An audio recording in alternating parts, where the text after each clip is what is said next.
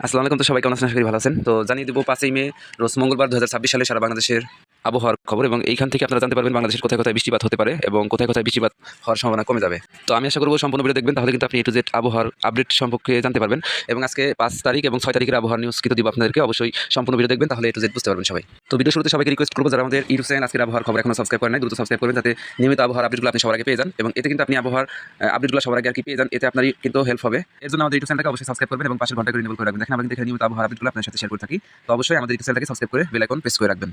৫ তারিখ রোজ মঙ্গলবার রাত ১টার দিকে কিন্তু আপনারা স্ক্রিনের ভিতরে দেখতে পাচ্ছেন রাজশাহী, রংপুর এবং ময়মনসিংহ বিভাগের কিছু কিছু অঞ্চলে কিন্তু বৃষ্টিপাত হওয়ার সম্ভাবনা আছে। এবং ৫ তারিখে কিন্তু মোটামুটি ভালো পরিমাণ বৃষ্টিপাত হওয়ার সম্ভাবনা আছে সারা বাংলাদেশে। আমি যদি জুম করে দেখাই সেক্ষেত্রে দেখতে পারবেন। তো এখানে দেখেন রংপুর বিভাগের সব কয়টা জেলার উপর দিয়ে কিন্তু বৃষ্টিপাত হওয়ার সম্ভাবনা আছে। মাঝারি পরিমাণ দিনাজপুর, ঠাকুরগাঁও, পঞ্চগড়, তারপরে এখানে লালমনিরহাট, নীলফামারী, রংপুর, কুড়িগ্রাম, এরপরে গাইবান্ধা।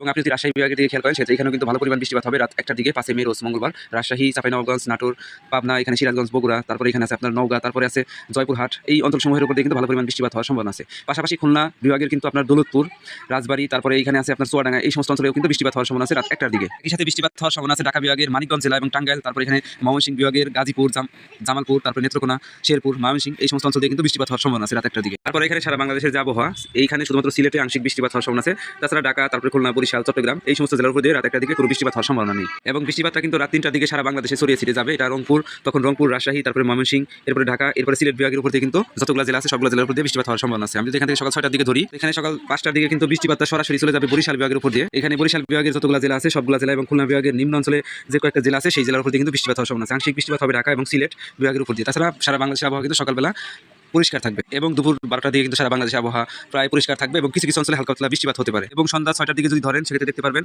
চট্টগ্রাম বিভাগের কিছু অঞ্চল এবং এখানে বরিশাল, খুলনা, ঢাকা, রাজশাহী এবং রংপুর বিভাগের কিছু কিছু অঞ্চলে কিন্তু বৃষ্টিপাত হওয়ার সম্ভাবনা আছে। তবে সিলেট বিভাগ কিন্তু পরিষ্কার হয়ে যাবে সন্ধ্যা ৬টার দিকে। এবং ৫ই মে রোজ মঙ্গলবার রাত ১০টার দিকে, তো রাত ১০টার দিকে কিন্তু সিলেট বিভাগের সবগুলা জেলা এবং ময়মনসিংহ বিভাগের শেরপুর, নেত্রকোনা, তারপরে রংপুর বিভাগের পঞ্চগড়, নীলফামারী, লালমনিরহাট, কুড়িগ্রাম, এই সমস্ত জেলার উপর দিয়ে কিন্তু বৃষ্টিপাত হওয়ার সম্ভাবনা আছে।